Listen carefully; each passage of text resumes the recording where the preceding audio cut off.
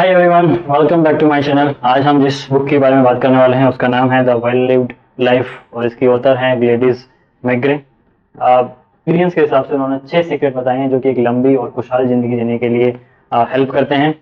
Doctor Gladys ने पूरी life medical practice की है। होलिस्टिक मेडिसिन पे उनका फोकस रहा है। होलिस्टिक मेडिसिन एक इस टाइप का प्रैक्टिस होता है इसमें आप बिना कोई मेडिसिन के लोगों को ट्रीट करने की कोशिश करते हैं। ये बुक बहुत सिमिलर है इकिगाई बुक के। बहुत सारे कॉन्सेप्ट्स आपको लगेंगे कि सिमिलर है क्योंकि दोनों ही बुक का कॉन्सेप्ट सिमिलर है, एक लंबी और खुशहाल जिंदगी। इकिगाई में फोकस था कि उन खास प्लेसेस के ऊपर रिसर्च करना कि उनमें ऐसा क्या अलग है कि वहाँ के लोग ज्यादा लंबा लाइफ जीते हैं।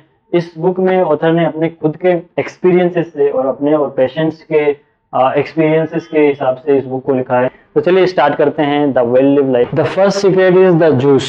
ये कुछ सिमिलर है इकिगाई बुक में। जो इकिगाई है वही सेम कॉन्सेप्ट है। सब यहाँ पे कुछ ना कुछ एक पर्टिकुलर है, कुछ एक यूनिक रीजन की वजह से एग्जिस्ट कर रहे हैं। ये रीजन कुछ भी हो सकता है और ये भी एक ऐसी एक्टिविटी से जिससे आपको बहुत ज्यादा खुशी मिले, जो आपका एक जीवन का जीने का रीजन हो सकता है, your reason to live basically. इसके अलग अलग फिलोसॉफीज में अलग अलग नाम हैं, कुछ में प्राणा है, कुछ में पर्पज है, कुछ में मोटिवेशन है, बट वो सभी एक्चुअल में एक ही चीज को रिप्रेजेंट करते हैं। वो कोई एक ऐसा रीजन जिसके लिए आप जीते हैं। जरूरी नहीं है कि सबको एक यंग एज में पता चल जाए कि आपका पर्पस क्या है, आपका मोटिवेशन क्या है लाइफ में, बट हम सबको ट्राई करते रहना चाहिए कि हम सबको पता चले कि वो रीजन हमारे लिए, वो रीजन क्या है जिसके लिए हम जी रहे हैं। इसका बहुत ही पॉजिटिव इम्पैक्ट होता है लाइफ में। बहुत सारे रिसर्च और स्टडीज भी हुए हैं और ये डायरेक्टली रिलेटेड है आपके फिजिकल हेल्थ से भी। जिन लोग का जो सेंस ऑफ पर्पस अच्छा होता है उन लोगों में कार्डियोवास्कुलर इवेंट्स होने का चांसेस कम होता है और एक बहुत लंबी और मीनिंगफुल जिंदगी जीते हैं। सीक्रेट नंबर 2 है all life needs to move. क्या आपने कभी अपने आप को इस सिचुएशन में पाया है कि जहां आपको लग रहा हो कि आप फंस चुके हैं या फिर आप किसी भी चीज से मूव ऑन नहीं कर पा रहे हैं, आपको लग रहा है कि आप अपनी लाइफ में आगे नहीं बढ़ पा रहे हैं, या फिर आपको पता नहीं है कि आप उस सिचुएशन में क्यों हैं, या फिर क्या चेंजेस आपको करना पड़ेगा वहां से निकलने के लिए, आपको किससे बात करनी पड़ेगी। तो ये बहुत ही नॉर्मल सिचुएशंस हैं और हम सब अपनी लाइफ में किसी न किसी पॉइंट पे अपने आप को उस सिचुएशन में पाते हैं। इसका कुछ भी रीजन हो सकता है। आपका कोई एक पर्टिकुलर थॉट हो सकता है जिसके बारे में हम बार बार सोच सकते हैं। आप कुछ पॉइंट ऑफ व्यू हो सकता है, आइडेंटिटी हो सकता है, या फिर कोई पर्सन हो सकता है, या फिर कोई सिचुएशन हो सकती है। तो बहुत सारे रीजंस हो सकते हैं। पर जब भी आप अपने आप को इस तरह की सिचुएशन में पाएं तो आपको ये सोचना पड़ेगा कि लाइफ कभी भी रुकती नहीं है। Life itself is always moving. जब आप खुद फील कर रहे हो कि आप रुक गए हो और when you are stuck, but still आपका हार्ट अच्छे से काम कर रहा है, आपके लंग्स अच्छे से काम कर रहे हैं, आपका डाइजेस्टिव सिस्टम अच्छे से काम कर रहा है, तो इन ए वे अगर आप देखेंगे कि लाइफ तो हमेशा काम कर ही रही है, लाइफ इज ऑलवेज मूविंग। सिर्फ आपको लग रहा है कि यू आर स्टक। तो in that situation you should always focus करना चाहिए कोई भी ऐसी चीज जो मूव कर रही है। अगर आप ऐसी चीज पे फोकस करेंगे जो रुकी हुई है तो आप लाइफ में कभी ग्रो नहीं कर पाएंगे। Number 3 is love is the most powerful medicine. क्योंकि लव डायरेक्टली रिलेटेड होता है लाइफ फोर्स से, लाइफ फोर्स को एक्टिवेट करता है। बट लव की बात करने से पहले हमको एक और चीज की बात करनी पड़ेगी, वो है फियर। क्योंकि लव और फियर एक दूसरे के ऑपोजिट हैं। किसी भी सिचुएशन में, किसी भी टाइम में जब लव आपकी लाइफ में आता है तो फियर बाहर चला जाता है, और जब फियर आता है तो लव बाहर चला जाता है। तो आपको हर एक मोमेंट ऑफ टाइम पे ये डिसीजन लेना पड़ेगा कि आप लव को चूज कर रहे हैं या फिर आप फियर को चूज कर रहे हैं, अपने डर को चूज कर रहे हैं। और जब आप ये डिसीजन ले लेते हैं तो आपको सबसे पहले जिस चीज पे सबसे ज्यादा काम करने की जरूरत होती है वो होता है सेल्फ लव। क्योंकि सेल्फ लव एक बेसिस होता है हर एक फॉर्म ऑफ लव का, जो आप दूसरों को देते हैं या दूसरी चीजों को देते हैं या फिर आपको जो दूसरी चीजों से मिल रहा है, सबका बेसिक, सबका जो स्टार्टिंग पॉइंट होता है वो होता है सेल्फ लव।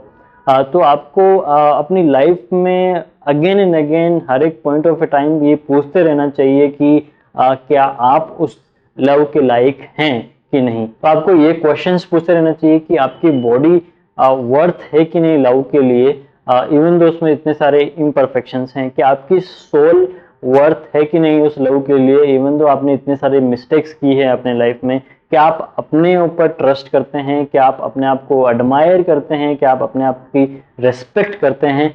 अगर इनमें से किसी भी क्वेश्चंस का आंसर उस तरीके से नहीं है या उतना स्ट्रॉन्ग नहीं है जितना आप सोच रहे थे, तो आपको इन सब चीज़ों पर काम करने की ज़रूरत है।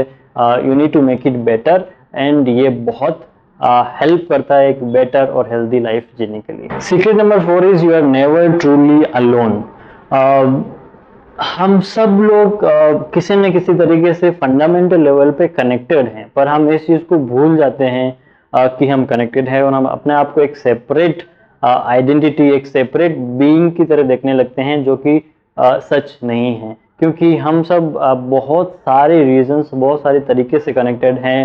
It can be family, it can be society, it can be country, continent, there are multiple things जिनके through shared experiences, shared genes, इनके थ्रू हम हमेशा कनेक्टेड रहते हैं। और एक पॉजिटिव सोशल इंटरेक्शन बहुत इंपॉर्टेंट है लाइफ में, एंड बहुत इंपॉर्टेंट एक हेल्दी एंड लॉन्ग लाइफ के लिए। सो आपको हमेशा नए लोगों को अलाउ करना चाहिए अपनी लाइफ में आने के लिए, नए एक्सपीरियंसेस को अपनी लाइफ में आने के लिए, and you should be always open to make new friends at any point of your life. Secret number 5 is everything is your teacher. हम सब लाइफ में कभी ना कभी बहुत सारे चैलेंजेस फेस करते हैं, और बिना चैलेंजेस के लाइफ उतनी इंटरेस्टिंग होगी भी नहीं। तो ये ज़रूरी है कि चैलेंजेस आते रहें, but at the same point of time हमारे पास दो ऑप्शंस हैं। एक, हम कंप्लेन कर सकते हैं कि क्यों वो सब हो रहा है जो आपके साथ हो रहा है, या फिर आप उनसे कुछ ना कुछ सीखने की कोशिश कर सकते हैं।